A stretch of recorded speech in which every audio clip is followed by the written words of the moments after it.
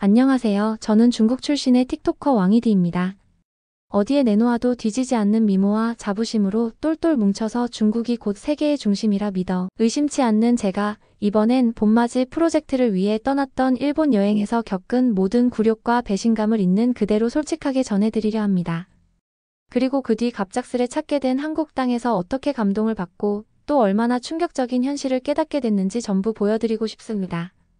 애청자 여러분, 1초만 소중한 시간 내주시어 좋아요 부탁드립니다. 그럼 오늘의 사연 시작합니다. 어릴 때부터 제 아버지가 늘 귀에 못이 박히도록 말씀하셨습니다.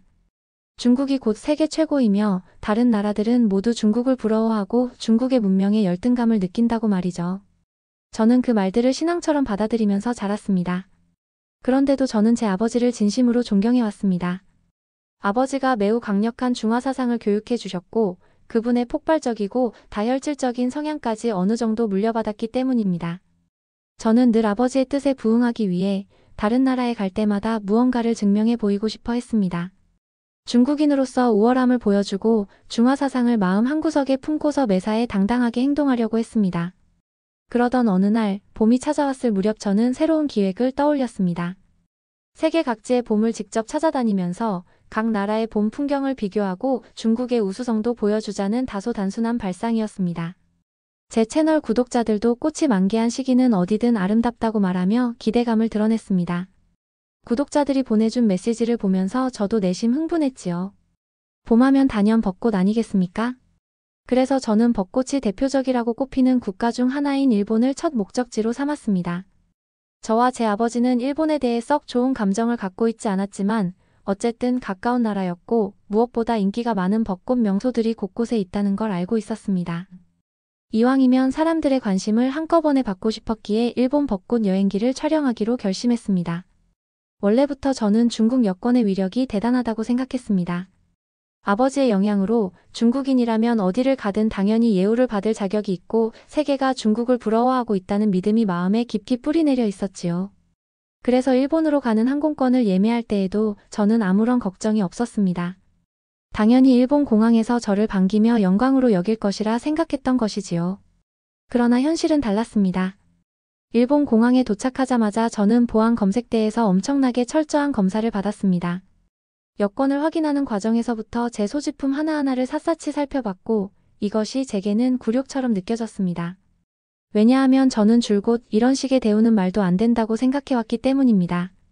저는 몰래 분노했지만 겉으로는 아무 말도 하지 못했습니다.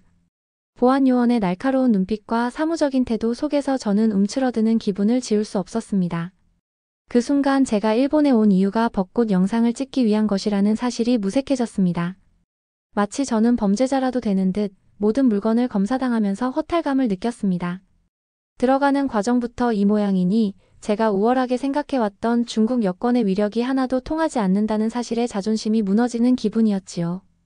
비록 저는 겉으로는 웃는 표정을 지으려 했지만 속으로는 분노가 용암처럼 끓어올랐습니다. 그래도 촬영해야 할 일들이 많아서 마냥 화만 낼 수는 없었습니다. 안으로 삼키고 참아야 했습니다. 일본 시내로 들어선 저는 더 큰 난관에 부딪혔습니다. 길을 물어보기 위해 어느 상점 주인에게 다가갔는데 대답은 차가웠고 때로는 듣기 싫은 말까지 섞여 있었습니다. 특히 중국인들이 여기저기서 행패를 부린 적이 많아 일본인들이 중국인들을 달갑지 않게 여긴다는 사실을 분명히 알 수 있었습니다. 저는 자신을 합리화하며 어차피 이 나라는 중국보다 뒤떨어져 있다고 생각하며 잔뜩 심술이 난 상태로 여기저기를 돌아다녔습니다. 거기다 뜻밖의 알레르기 증상까지 생기기 시작했습니다. 처음에는 단순한 콧물과 재채기 정도였는데 점점 눈이 간지럽고 목이 깔깔거리는 느낌이 더해지더니 마스크가 없으면 바깥 공기를 마시는 것조차 괴롭게 되었습니다. 처음에는 대수롭지 않게 넘겼지만 하루가 지날수록 증상은 점차 악화되었습니다. 제 콧물 때문에 휴지를 한 장, 두 장씩 써대다 보니 곧 휴지를 더 사야 하는 처지가 되었고 목은 불편하고 밤에는 재채기와 콧물 때문에 제대로 잠을 이루지 못했습니다. 제 영상은 어쩔 수 없이 촬영해야 하니 억지로 야외에 나가 카메라를 들었지만 화면에는 제가 고통에 찌든 표정이 계속 담겼습니다. 게다가 거리에서 만나는 일본인들이 저를 더욱 무시하고 진료를 받으러 간 병원 의사는 심드렁한 태도로 대충 설명을 하며 관심조차 없는 듯 했습니다. 그러다 보니 제가 일본에 온 것이 실수였다는 생각이 절로 들었습니다. 이 나라에서 유명하다는 벚꽃 명소들도 막상 가보니 제 눈에 아름답게 보이기는커녕 왠지 서럽기만 했습니다. 콧물을 닦느라 정신이 없으니 그 벚꽃들이 무슨 낭만을 줄 수 있을 리가 없었지요. 더욱이 저는 촬영을 하면서 벚꽃 관련한 정보를 이것저것 찾아보게 되었는데 일본에서는 봄철이 되면 엄청난 양의 꽃가루가 날리고 그로 인해 알레르기를 앓는 인구가 전체 인구의 40% 이상이라고 하더군요. 그래서 많은 사람들이 봄이면 마스크를 어쩔 수 없이 끼고 다니고 알레르기 약을 먹으며 지낸다고 합니다. 심한 경우에는 천식 발작이나 폐렴으로 이어져서 일상생활조차 어렵게 되고 노약자나 어린이의 경우 생명이 위협을 받을 수 있다는 겁니다. 원인이 뭘까 궁금했는데 제가 들은 바로는 2차 세계대전 이후 산림을 복구하기 위해 일본이 대규모로 삼나무와 편백나무를 심었고 이 나무들이 일제히 엄청난 양의 꽃가루를 배출하기 시작했다고 합니다. 바람을 타고 꽃가루가 수십 킬로미터까지 퍼지며 일본 전체가 말 그대로 꽃가루 지옥에 빠진 셈이라는 해석이었죠. 여기에 더해서 관광 특수를 노린 일본이 벚꽃 시즌마다 해외 관광객들을 대거 유치하고자 갖은 행사를 벌이는데 정작 꽃가루 때문에 발생하는 의료 비용과 국가 경제적 손실이 엄청나서 하루에 2조 원 규모의 피해를 입는다는 분석도 존재한다고 합니다. 연간 기준으로 알레르기 관련 진료비가 24억 달러, 그중 처방전 없이 살 수 있는 약 구매 비용이 6,400만 달러에 달한다고 했습니다. 저는 이 수치를 보고 솔직히 깜짝 놀랐습니다. 그것들은 대부분이 일본 내 국민들이 소비하는 거라 해도 꽃가루가 사회 전체의 생산성까지 떨어뜨린다니 어마어마한 문제였습니다. 일본 정부도 이 문제를 국가적 질병으로 규정했다고 합니다. 그래서 최근에는 삼나무를 벌채하고 다른 종류의 나무로 교체해야 한다는 주장이 나오지만 이미 일본 국토 절반 이상을 뒤덮고 있는 삼나무 숲을 처리하기가 사실상 불가능하다는 말도 들려옵니다. 결국 일본 정부가 내놓은 대책은 예방약을 미리 먹어라, 심해지면 지방으로 대피해라 같은 말뿐이라는 겁니다. 이러한 상황을 직접 경험하니 저도 더 이상 일본에 머무르고 싶지 않아졌습니다. 저는 카메라를 들고 옥외 촬영을 할 때마다 콧물을 훌쩍이고 재채기를 연발하며 비참한 표정을 감출 수가 없었습니다. 제 채널 구독자들에게는 멋진 일본 벚꽃 풍경을 소개하고 싶었지만 이를테면 통편집이라도 해야 할 만큼 고통스러운 장면들이 넘쳐나 버렸습니다. 일본 현지인들마저 저를 유독 꺼리는 듯했고 마음 한구석에는 제가 지금 당장 집으로 돌아가고 싶다는 생각이 매달렸습니다. 저는 밖에서 벚꽃나무를 배경으로 촬영하고 있다가 결국 어느 날 서럽게 울음을 터뜨렸습니다. 꽃가루 알레르기는 점점 심해지고 일본인들 태도는 차갑고 어디를 가도 환영받지 못하고 제 자존심이 처참히 무너지는 느낌이었기 때문이었습니다. 그런데도 저는 끝까지 합리화하며 제 마음을 다잡았습니다. 일본이 저를 이렇게 괴롭히는 건 일본이 부러워서 그러는 거라고 억지를 부리거나 일본은 어차피 중국보다 뒤떨어진 나라니 그렇다며 스스로 위로했습니다. 제 모습이 우스꽝스러워 보인다는 걸 저도 조금은 알고 있었습니다. 그럼에도 불구하고 제 자존심 때문에 저는 여전히 세계의 중심은 중국이라고 생각하고 있었습니다. 결국 저는 일본을 떠나기로 결심했습니다. 정확히 말하면 일본에서 찍은 영상 중에 쓸만한 부분만 건져낸 뒤 가능한 빨리 이 땅을 떠나자는 생각이 들었습니다. 그러다 떠오른 것이 바로 한국이었습니다. 사실 저는 한국을 좋아하지 않았습니다. 제 아버지는 한국을 깎아내리며 중국보다 훨씬 뒤떨어진 나라라고 말씀하셨습니다. 저 역시 그 믿음을 그대로 받아들였지요. 그러나 이번에는 오기로라도 한국에 가보겠다고 마음먹었습니다. 알레르기가 너무 심했기 때문에 아무래도 치료를 받아야 할 것 같았거든요. 일본 병원에서는 기대할 수 없었습니다. 게다가 한국의 의료 수준이 요즘 세계적으로 꽤 주목받고 있다는 이야기 정도는 제 지인들에게서도 들었습니다. 저는 처음엔 믿지 않았지만 그래도 이왕이면 가까운 한국으로 가서 치료도 받고 제가 늘 무시하던 나라가 실제로 어떤지 두 눈으로 확인해 보겠다는 오기가 발동한 것입니다. 그렇게 저는 얼른 한국행 항공권을 예매하고 일본을 조용히 등졌습니다. 비행기 안에서 제 심정은 복잡했습니다. 일본에서 당한 굴욕과 꽃가루 알레르기로 인한 고통을 생각하면 차라리 빨리 중국집으로 돌아가고 싶었지만 그렇게 하면 아버지에게 또 한 소리 들을 것 같았습니다. 저는 다른 나라를 취재하러 갔으면 뭔가 대단한 점을 발견하고 그 나라가 중국보다 뒤떨어졌다는 사실을 증명해야 하는데 일본에서 그런 식의 영상을 만들지 못했으니 성에 차지 않았습니다. 그래도 한국에 가서 무언가 찍어오면 최소한 제가 세계 곳곳을 돌며 콘텐츠를 만든다는 건 보여줄 수 있겠지요. 그리고 혹시 한국이 별것 아니면 그걸 그대로 공개해 아버지에게 자랑스럽게 보고하겠다는 생각도 했습니다. 인천공항에 내렸을 때 저는 일본에서 겪었던 것과는 비교도 안 될 정도로 빠른 출입국 절차에 살짝 놀랐습니다. 물론 여전히 저를 반기고 존경하는 분위기는 아니었지만 일본처럼 저를 집요하게 검열하는 모습은 없었습니다. 짐을 찾는 것도 생각보다 수월했습니다. 저는 마음속으로 조금 씩씩거렸지만 그럭저럭 기분이 나쁘지는 않았습니다. 공항 곳곳에 정돈된 분위기, 깔끔한 간판, 널찍한 통로가 눈에 들어오면서 이 나라가 중국보다 결코 뒤떨어지지는 않는 듯한 느낌이 잠시 스쳤습니다. 저는 곧장 병원을 찾기로 했습니다. 알레르기가 더 심해지기 전에 제대로 된 검진을 받아야 했으니까요. 솔직히 말하면 한국이 얼마나 발전했는지, 얼마나 현대적인 의료시설을 갖추고 있는지를 호기심 반, 의심 반으로 확인해보고 싶었습니다. 택시를 타고 시내병원으로 이동했습니다. 길이 제법 막히긴 했지만 도로 곳곳에 깔끔하고 세련된 간판들과 고층 빌딩들이 보였습니다. 저는 제 시선을 멍하니 창밖에 두고 있었습니다. 제가 그토록 무시하던 한국이 제 예상보다 더 발전해 있다는 느낌이 들었거든요. 몇몇 건물들은 최신식 디자인으로 지어져 있는 것처럼 보였고 길거리 모습도 혼잡하면서도 나름 규칙적으로 사람들이 움직이고 있었습니다. 중국의 대도시들처럼 북적대지만 뭔가 질서가 잡혀 있다는 점에서 제가 몰랐던 면모가 드러나고 있었습니다. 마음 한켠에서 뜨거운 자존심이 슬쩍 흔들리려 했지만 저는 그걸 재빨리 억눌렀습니다. 한국 따위가 아무리 번듯해 보여도 진정한 중심은 중국이라고 생각했으니까요. 병원에 도착했을 때 저는 더욱 놀랐습니다. 병원 내부의 시스템이 제가 경험했던 곳들과 비교해 상당히 체계적이었습니다. 대기 시간도 상대적으로 짧았고 무엇보다 의료진이 저를 대하는 태도가 부드럽고 친절했습니다. 일본에서 병원을 찾았을 때에는 의사가 시큰둥한 얼굴로 제가 어디가 어떻게 아픈지를 대충 듣고 약 처방도 제대로 안 해주며 저를 돌려보냈는데 여기는 그렇지 않았습니다. 의사는 세심하게 제 증상을 묻고 일본에서 어떻게 지냈는지까지 꼼꼼히 살핀 뒤에 꽃가루 알레르기에 대한 기본적인 설명부터 치료 방법까지 알려주었습니다. 의사의 말에 따르면 일본은 삼나무와 편백나무가 워낙 넓게 퍼져 있어서 해마다 봄이 되면 엄청난 양의 꽃가루가 날린다고 합니다. 알레르기가 없는 사람도 그곳에 오래 머무르면 증상을 겪게 되고 한번 알레르기 항체가 생기면 몸이 더욱 예민해져서 해마다 반복되는 식으로 악화된다고 하네요.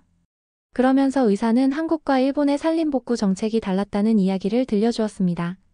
한국은 일제강점기를 거치며 민둥산이 되었지만 이후 산림 녹화 사업을 펼칠 때 리기다 소나무 같은 병충해에 강하고 꽃가루를 그렇게 많이 배출하지 않는 수종을 심었다고 합니다.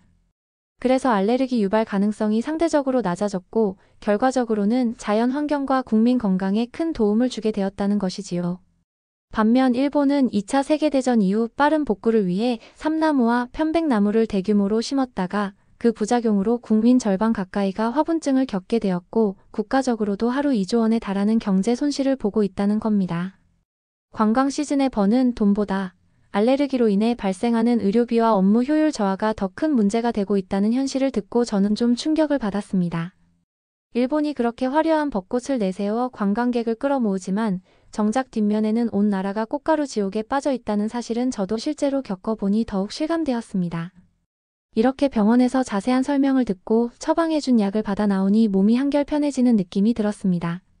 일본에서 정말 고생했는데 한국에서는 이렇게 편안하게 치료를 받을 수 있다니 놀랍다는 생각이 들었습니다. 저는 곧장 호텔에 체크인을 했고 잠시 휴식을 취하며 틱톡에 올릴 영상을 정리했습니다. 일본에서 찍은 영상을 편집하려고 보니 제 비참한 얼굴과 콧물을 닦아내는 장면들이 가득했습니다. 이런 영상을 그대로 내보내면 오히려 중국인이라는 저의 위상이 더 떨어질 것 같아 고민이 되었습니다. 그래서 일단은 일본 편 영상은 뒤로 미뤄두고 한국의 진짜 모습을 담아보자는 생각을 했습니다. 어차피 저는 이 나라가 후진국이라고 믿어왔으니 그걸 보여주면 될 거라 생각했지요. 그러나 막상 밖으로 나가보니 서울 시내 곳곳은 제 기대와 달랐습니다. 도로에는 수많은 차량들이 있지만 신호체계나 교통 질서가 예상보다 잘 정돈되어 있었고 건물들도 매우 현대적인 인상을 줬습니다. 지하철이나 버스 체계가 촘촘하고 편리하다는 사실도 느껴졌습니다. 걸어다니면서 눈에 들어오는 풍경을 카메라로 담을 때마다 제가 지금 중국이 아니라 또 다른 거대한 도시 속에 있다는 착각이 들 정도였습니다. 예상보다는 훨씬 발전된 모습이었습니다. 저는 속으로 좀 당황스러웠지만 그래도 카메라에 담기 위해 일부러 부족한 면을 찾으려 애썼습니다. 적당히 낡은 골목이나 허름한 가게를 촬영해 제가 생각했던 후진국 이미지를 부각시키려고 했습니다. 하지만 이런 방법이 정말 의미 있을까 하는 생각이 들 정도로 서울은 전체적으로 깔끔하고 세련되어 보였습니다. 저로서는 도무지 이해할 수 없었습니다. 왜 제가 여태껏 무시해왔던 이 나라가 이렇게 수준 높은 도시 환경을 갖추고 있었던 걸까요? 며칠이 흐르는 동안 저는 또 다른 뜻밖의 사건을 겪었습니다. 지하철을 타고 명소를 탐방하는 영상을 찍고 있었는데 정신없이 촬영하며 내려야 할 역에서 급하게 뛰쳐나오다 보니 그만 카메라 가방을 지하철 좌석 위에 두고 내렸습니다. 저는 당장 기절할 듯 했습니다. 그 안에는 제가 틱톡을 시작한 이후로 모아 온 고가의 장비가 들어 있었고 이번 일본과 한국 여행 동안 찍은 모든 원본이 담겨 있었습니다. 도저히 이걸 잃어버리면 안 되는 상황이었습니다. 저는 지하철역 플랫폼에서 그 사실을 깨닫고 거의 미칠 듯한 불안감에 휩싸였습니다. 이걸 어쩌나 싶어 울먹울먹하고 있는데 문득 키가 크고 말끔하게 생긴 어떤 한국 남성이 다가왔습니다. 그는 꽤 친절한 표정이었습니다. 옷차림도 세련되어 보였고 차분한 목소리로 저를 안심시키는 듯 했습니다. 제게 뭔가 도와줄까 하는 시선으로 한 걸음 다가오기에 저는 흐트러진 모습을 보이기 싫었음에도 불구하고 속마음을 숨길 길이 없었습니다. 저는 그 남자에게 전 지하철에 카메라를 놓고 내렸는데 어쩌면 좋겠느냐고 호소했습니다. 그는 친절하게도 역무실과 분실물센터에 연락해서 다음 역에 도착한 해당 열차의 차내를 확인할 수 있다고 알려주었습니다. 그러면서 손에 들고 있던 휴대전화를 이용해 신속하게 안내 데스크와 통화를 하더군요. 저는 긴장한 상태였지만 그가 보여주는 능숙함과 배려심에 내심 감동을 받았습니다. 제 이름을 물어보길래 저는 왕이디라고 대답했습니다. 그는 자신을 오준성이라고 소개하면서 괜찮으니 먼저 분실물센터로 함께 가보자고 권했습니다. 저는 별다른 말 없이 그를 따라갔습니다. 도중에 제 마음속에서는 여러 가지 복잡한 감정이 생겼습니다. 원래는 한국인들을 무시했던 제가 지금은 자존심을 다 내려놓고 그에게 도움을 청하는 꼴이 되었으니까요. 그런데 신기하게도 미묘한 안도감이 들었고 조금은 마음이 편해지기도 했습니다. 분실물센터에 도착하자 이미 역무원들이 카메라를 보호해두고 있다는 소식을 전해주었습니다. 저는 심장이 쿵쾅거렸습니다. 혹시라도 누가 훔쳐간 건 아닐까, 아니면 이미 카메라가 사라져버린 건 아닐까 하는 불안이 컸기 때문입니다. 그런데 결과적으로 제값 비싼 장비가 무사히 돌아온다니 믿기지 않았습니다. 한국 지하철의 시스템과 시민들의 정직함에 말 그대로 충격을 받았습니다. 도대체 어떤 나라길래 이런 비싼 카메라가 남아있는데도 전혀 손대지 않고 곧바로 역무실에 맡겨두는 걸까요? 저는 감사의 말을 몇 번이나 반복하며 카메라 가방을 건네받았고 오준성이 덕분에 제 촬영본을 모두 지켜낼 수 있었습니다. 제가 정작 고맙다는 말을 하면서도 또 한편으로는 제 자존심이 조금씩 흔들리는 것을 느꼈습니다. 내가 후진국이라고 믿어온 나라에서 이렇게까지 정직하고 체계적인 경험을 하게 될 줄은 상상도 못했거든요. 오준성은 제가 관광차 온 줄 알고 혹시 한국 여기저기를 구경시켜 주어도 괜찮겠느냐며 제안했습니다. 그는 관광 분야 일을 해본 적은 없지만 한국인의 정서상 공경에 빠진 외국인을 그냥 내버려 두기는 싫다고 했습니다. 저는 모처럼 만난 호의가 흥미롭기도 했고 틱톡 영상을 위해서도 현지인을 통해 한국 곳곳을 소개받는 게 더 매력적일 수 있다는 생각을 했습니다. 제 안에서는 아직 중국의 우월성을 고집하려는 마음이 남아 있었지만 한편으로는 이 남자가 주는 배려심에 끌리는 느낌이 들었습니다. 저는 흔쾌히 수락했고 그와 함께 서울 시내를 돌아다니기 시작했습니다. 오준성이 소개해준 명소들은 제가 인터넷에서 검색한 것과는 또 다른 한국의 모습을 보여주었습니다. 잘 알려진 관광지 말고도 로컬들이 즐겨 찾는 작은 식당이나 전통이 깃든 골목길 그리고 전망이 멋진 산책로 같은 곳을 찾아갔습니다. 길거리 음식부터 시작해 다양하고 독특한 맛집을 경험할 수 있었습니다. 어느 시장에서는 떡볶이라는 음식을 맛보았는데 매콤한 양념이 알싸하면서도 달콤해 제 입맛을 단번에 사로잡았습니다. 또 김밥이라고 하는 간편식이 있었는데 신선한 재료가 조화롭게 들어가 정말 담백하면서 깔끔했습니다. 저는 중국에도 수많은 음식들이 있지만 이처럼 간편하면서도 맛이 살아있는 음식이 있다는 사실에 조금 놀랐습니다. 게다가 아픈 기억이 떠오르는 일본 음식과는 달리 한국 음식에서는 알레르기 반응도 덜 느껴졌습니다. 거리 분위기도 제 예상과 달랐습니다. 저는 원래 한국인을 편협하거나 꽁한 민족이라고 단정지었는데 실제로 돌아다녀 보니 의외로 정감 있고 친절한 사람들이 많았습니다. 간혹 영어를 잘 못하는 사람들도 있었지만 제게 길을 알려주려고 적극적으로 몸짓을 해주고 제 휴대전화 지도 애플리케이션도 함께 보면서 안내해주려고 노력하는 모습이었습니다. 일본에서는 그런 친절을 거의 못 느꼈는데 여기서는 조금 달랐습니다. 물론 제가 만난 소수의 경우라고는 할 수 있지만 그 순간만은 한국에 대한 인식이 조금씩 바뀌는 듯 했습니다. 저는 동시에 스스로 화가 났습니다. 중국보다 낙후되어 있을 거라고 믿었던 한국이 이렇게 발전되어 있고 사람들도 따뜻하다는 사실을 인정해야 하나 싶었거든요. 그럼에도 불구하고 점점 한국을 좋아하게 되는 감정과 저를 질투하게 만드는 감정이 뒤엉켜서 제 마음은 복잡하기만 했습니다. 오준성은 키가 큰 편이었고 어깨가 넓었으며 옷차림은 깔끔했습니다. 차분한 음성을 갖고 있어서 함께 다니는 것만으로도 제게 안정감이 전달되었습니다.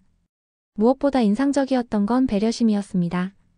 식당에 들어가 주문을 할 때도 제 취향을 물어봐주고 제가 알레르기 때문에 고생했다는 말을 들었을 때는 맵지 않은 음식을 따로 추천해 주었습니다. 길을 걸어갈 때에도 제가 촬영하기 좋은 위치를 알려주며 화면에 잘 담길 수 있도록 무심한 듯 신경을 써주었습니다. 그런 미묘한 배려에 제가 점차 마음이 열리는 걸 느꼈습니다. 한편으로는 한국도 생각보다 좋다, 이 사람도 생각보다 매력적이다 하는 마음이 들었습니다. 이번에는 그의 차를 타고 서울 시내에서 1시간가량 떨어진 한적한 공원에 갔는데 벚꽃이 만개한 길이 펼쳐져 있었습니다. 일본에서 볼 법한 벚꽃 풍경을 다시 여기서 마주하니 묘한 기분이 들었습니다. 일본에서는 꽃가루 때문에 고생만 했지만 한국에서는 공기가 상대적으로 맑았고 콧물도 거의 나오지 않아 행복한 기분으로 벚꽃길을 거닐 수 있었습니다. 벚꽃나무 아래를 천천히 산책하며 저는 카메라로 여유롭게 풍경을 담았습니다. 예쁘게 피어난 꽃들을 배경으로 영상을 찍고 있자니 이곳이 일본이 아니어서 다행이라는 생각까지 들더군요. 사방에 가족 단위 나들이객과 연인들이 나란히 앉아 즐겁게 얘기를 나누는 모습이 보였습니다. 너무나 평온해 보이는 광경이었기에 저는 그 순간 중국에도 이런 따뜻함이 늘 있으려면 어떨까 하는 생각을 했습니다. 그러나 그렇게 생각하는 저 자신에게 또 한 번 놀랐습니다. 저는 분명 중화사상을 굳게 믿고 있지 않았던가요? 며칠 동안 한국을 돌아다니며 촬영한 영상들은 제 기대 이상으로 풍성해졌습니다. 경복궁이라든가 전통시장은 물론 강남의 세련된 거리 모습과 초고층 건물들, 곳곳에서 열리는 여러 전시와 행사, 심지어 ICT 기반의 편의시설들이 어우러진 풍경까지 제 카메라 속에는 제가 몰랐던 한국의 강렬한 현 모습이 담기고 있었습니다. 아버지가 말하던 후진국은 어디에도 보이지 않았습니다. 공중화장실조차 스마트하게 관리되는 공간이 있을 정도였고 스마트폰 결제 시스템이나 무인 편의점 등도 잘 갖추어져 있었습니다. 굳이 찾으려고 해도 낙후된 면을 찾기 어려워 보였습니다. 이 정도면 중국이 가진 대도시들과 맞먹거나 때론 앞서 있다고 말할 수도 있겠다는 느낌이 들었습니다. 저는 스스로 인정을 할 수 없었지만 분명히 이 나라는 제 예상과 달랐습니다. 오준성과 함께 며칠을 보내는 동안 우리는 서로 조금씩 가까워졌습니다. 그는 제가 원하면 더 많은 곳을 보여주겠다고 했고 저는 그의 호의를 거절하지 않았습니다. 사실 저도 그와 함께 있으면 마음이 편안해졌습니다. 지금껏 무시하던 나라에서 따뜻함을 느끼고 자꾸만 작은 배려와 친절에 감동받는 제 자신이 새삼 신기하기도 했습니다. 게다가 그의 외모나 말투가 제게는 꽤 매력적으로 다가왔습니다. 돌이켜보면 지하철에서 카메라를 잃어버렸을 때부터 저는 그에게 큰 호감을 갖게 된 듯합니다. 그런 감정을 왜 지금까지 제 안에서 인정하지 못했을까요? 아마도 아버지에게 길들여진 중국 중심의 사고방식이 제 감정을 덮어버렸던 듯합니다. 하루하루가 흘러갈수록 한국 생활이 점점 마음에 들었습니다. 알레르기도 많이 나아져서 밤에 잠을 설 7일도 거의 없어졌습니다. 오준성이 제가 필요한 것이 있으면 언제든 연락하라고 말해주었는데 사실 그 따뜻한 말 한마디가 얼마나 힘이 되었는지 모릅니다. 같이 식사를 하면 계산을 선뜻 해주고 길에서 저를 배려해주는 사소한 행동들이 쌓여서 저는 이 나라가 정말 좋은 나라일지도 모른다는 생각을 하게 되었습니다. 제가 그렇게 생각할 때마다 어디선가 아버지의 목소리가 들려오는 듯 했습니다. 아버지는 한국을 우습게 보았고 일본보다도 훨씬 뒤떨어졌다고 말씀하셨습니다. 그런데 정작 제가 직접 겪어보니 그렇지 않았습니다. 국민들의 정서나 치안, 편의시설, 전반적인 발전상이 하나도 뒤떨어지지 않았습니다. 마침내 제 일정이 끝나갈 때쯤 저는 속으로 큰 갈등을 느꼈습니다. 떠나야 하는데 떠나고 싶지 않은 마음이 굴뚝 같았습니다. 오준성과 조금 더 함께 있고 싶었고 한국이 주는 이 따뜻한 공기와 매력적인 풍경 속에서 더 오래 지내고 싶었습니다. 오래전부터 저를 지배해왔던 중국 우월주의가 차츰 무너지는 느낌을 받으면서 이상하게도 마음이 후련해지는 변화까지 느꼈습니다.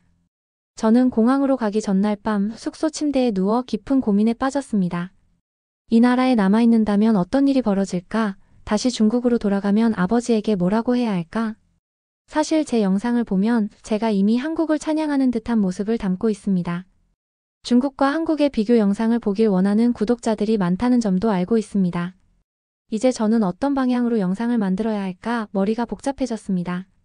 결국 저는 다음날 공항으로 가는 택시에 몸을 실었습니다. 오준성이 직접 배웅해 주었고 말없이 제 짐을 들어주었습니다. 그와 헤어지는 순간 눈물이 핑 돌았습니다. 이런 제 모습이 어리둥절했고 다시는 보고 싶지 않았던 감정을 느끼는 듯 했습니다. 그도 살짝 아쉬워 보이는 표정이었지만 저를 태연하게 배려하면서 언제든 한국에 오면 다시 함께 시간을 보내자고 말했습니다. 전날 밤 결심했던 대로 저는 한국에 꼭 다시 오겠다고 생각했습니다. 단순히 여행이 아니라 이번에는 장기 체류를 목적으로 말입니다. 제가 일본에서 겪은 수많은 모욕과 꽃가루 알레르기의 끔찍한 기억, 그리고 한국에서 받은 따뜻함과 발전된 모습의 충격이 제 안에서 거대한 폭풍을 일으킨 것입니다. 이제는 더 이상 아버지의 목소리에 휘둘리지 않을지도 모르겠습니다. 정말로 이 나라에 와서 살아보고 싶다는 생각이 강렬하게 들었습니다. 저는 한국에서 찍은 영상을 편집하면서 더 이상 한국을 뒤떨어진 나라로 묘사할 수 없었습니다. 주변 지인들에게 슬쩍 물어봤지만 중국인들 중에도 요즘 한국의 발전상을 부러워하거나 인정하는 사람들이 적지 않다는 걸 알게 되었습니다. 스마트시티, 첨단 의료기술, 시민들의 높은 문화의식까지 여러 방면에서 한국이 두드러지게 성장하고 있다는 이야기들이 들려옵니다. 저는 아버지를 떠올리며 과연 어떻게 저 사실을 설명해야 할지 고민스럽지만 어쩌면 저는 저 스스로의 확고했던 세계관에 균열이 생긴 것 자체를 솔직하게 인정해야 할 것 같습니다. 비행기가 이륙할 때 저는 창밖으로 한국 땅을 내려다보며 다시 돌아올 것을 다짐했습니다. 어떻게든 합리화하려고 애썼지만 이미 제 마음은 한참 흔들려 있었습니다. 그리고 저는 마지막으로 이런 생각을 했습니다. 만약 이번에 아버지가 여전히 한국을 무시한다면 이번에는 제가 그를 설득해야 하겠다는 마음. 중화사상에만 집착해서는 더 넓은 세상을 놓치게 된다는 걸 제가 직접 체험했으니까요. 일본 벚꽃에서 개고생한 알레르기 기억과 한국의 벚꽃 아래에서 느낀 평온함의 대조가 너무나 선명하게 제 머릿속에 남아 있습니다. 이 모든 걸 제 틱톡 채널에 담아낸다면 수많은 사람들이 함께 놀라고 공감하지 않을까요? 저는 흥분을 가라앉히면서 비행기에 몸을 맡긴 채로 천천히 눈을 감았습니다. 이미 머릿속에서는 다시 한국에 와서 어떤 삶을 살게 될지 즐거운 상상을 펼치고 있었습니다. 저는 이 나라의 포근한 봄을, 그리고 그곳에서 만난 사람들의 따뜻함과 발전된 모습들을 영원히 잊지 못할 것 같습니다. 이제 제가 가야 할 곳은 분명해졌습니다. 한국 땅이 저를 부르고 있고 저는 그 부름에 기꺼이 응할 준비가 되어 있습니다. 오늘의 사연은 여기까지입니다. 재미있으셨나요? 저 왕이디의 이야기가 누군가에게 조금이라도 의미가 있었다면 좋을 것 같습니다. 사연이 좋았다면 구독과 좋아요 부탁드립니다. 더 좋은 사연으로 찾아뵙겠습니다. 행복한 하루 되세요.